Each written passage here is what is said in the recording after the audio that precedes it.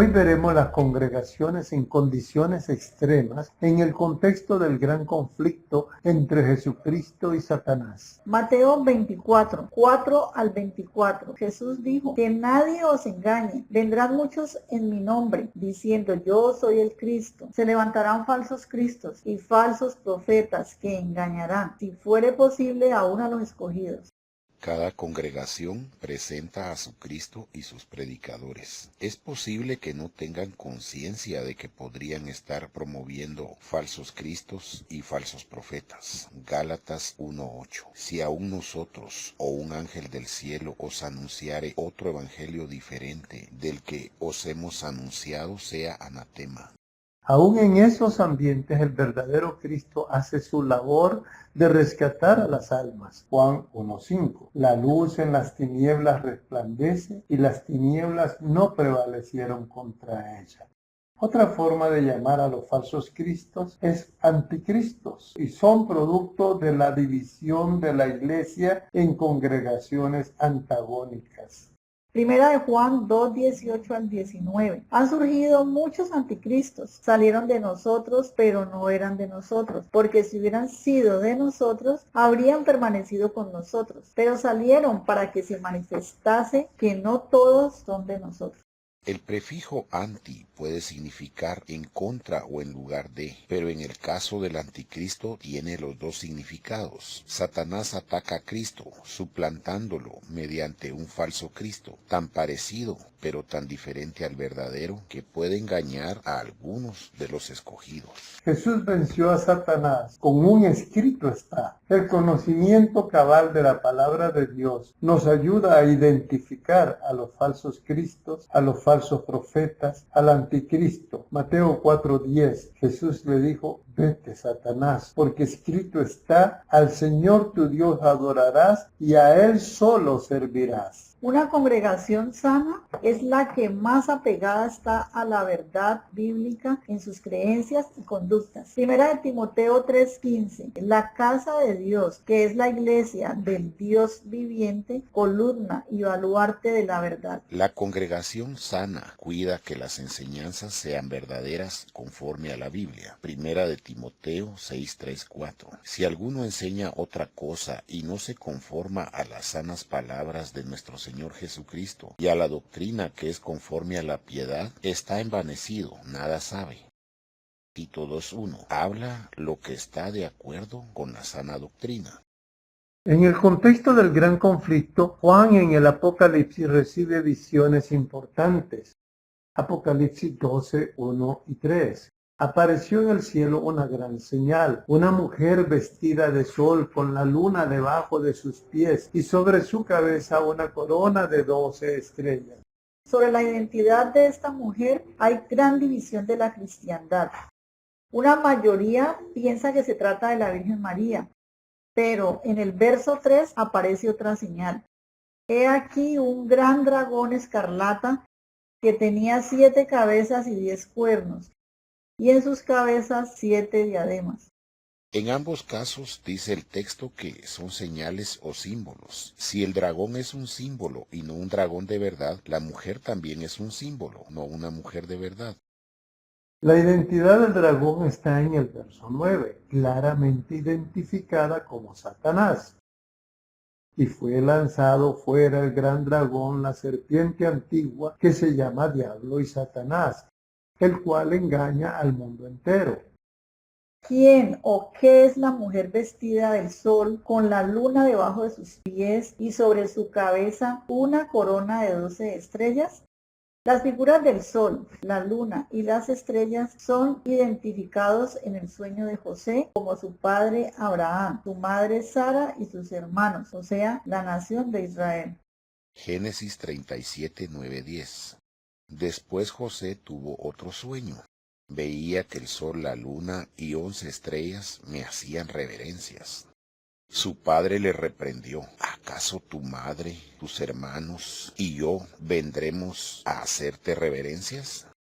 La mujer de Apocalipsis 12 es pues el pueblo de Dios, la iglesia, la esposa de Cristo, las 12 tribus de Israel, los 12 apóstoles.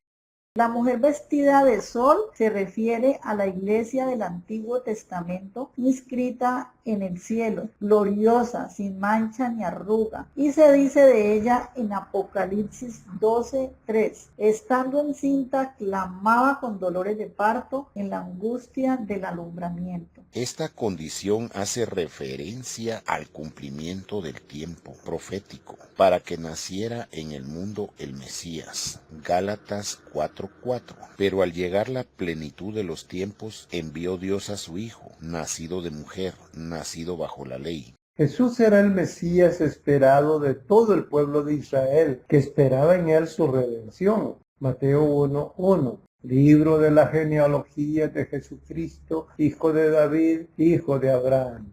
Otra figura profética aparece en Apocalipsis 17, versos 1 al 6.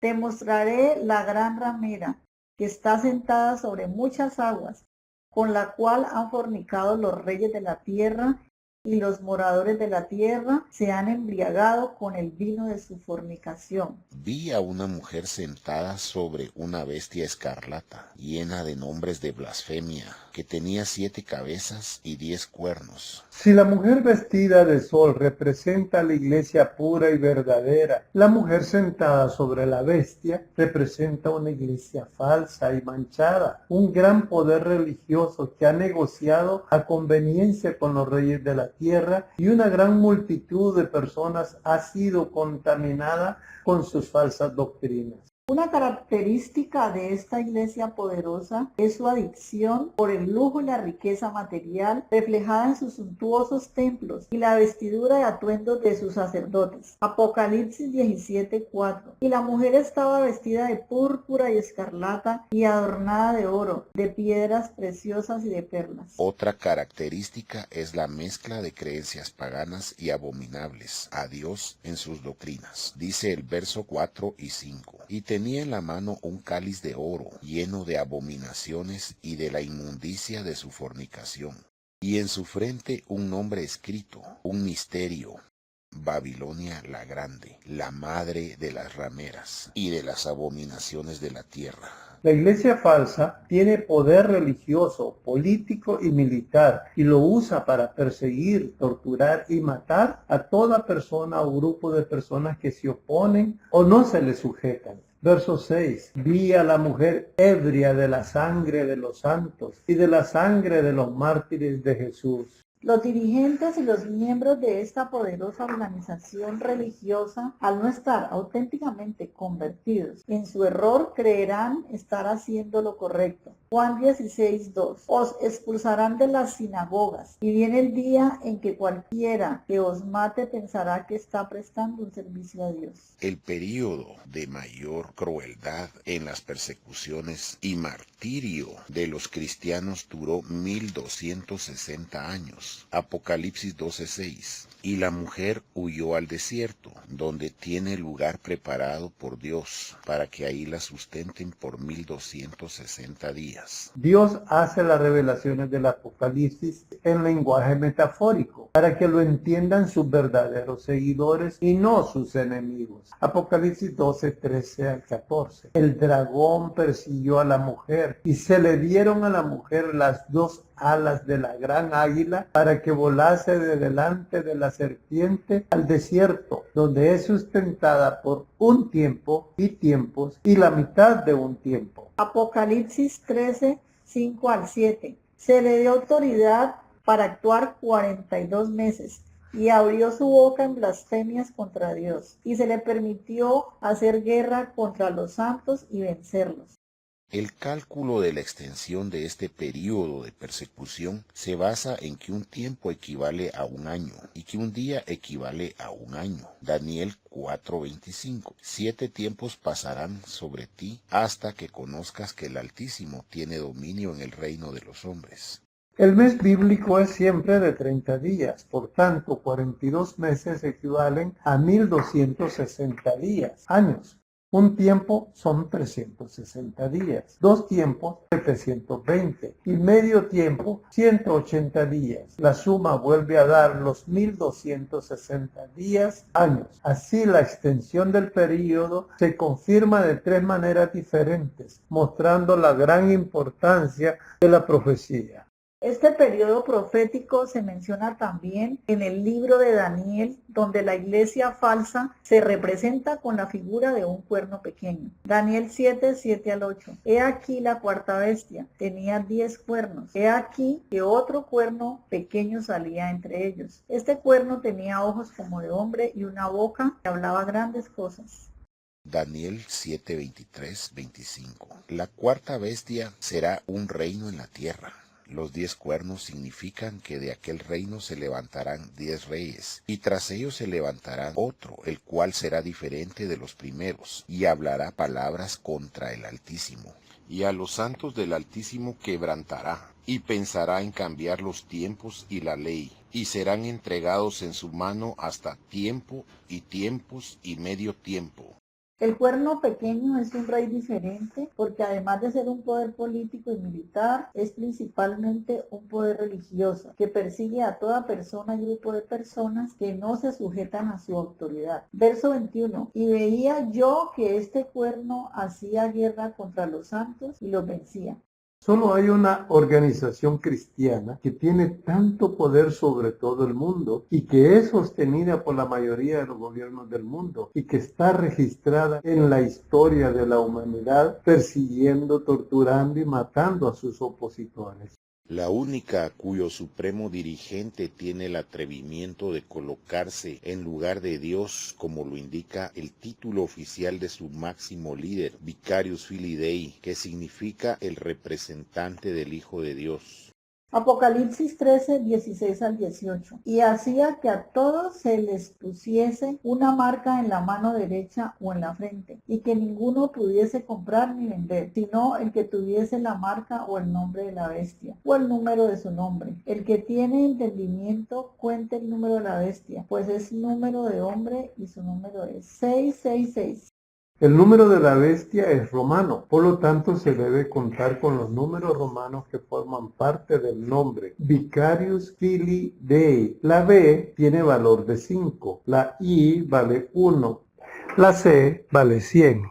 La L vale 50 y la D 500. La suma de todos estos números en el nombre es 666.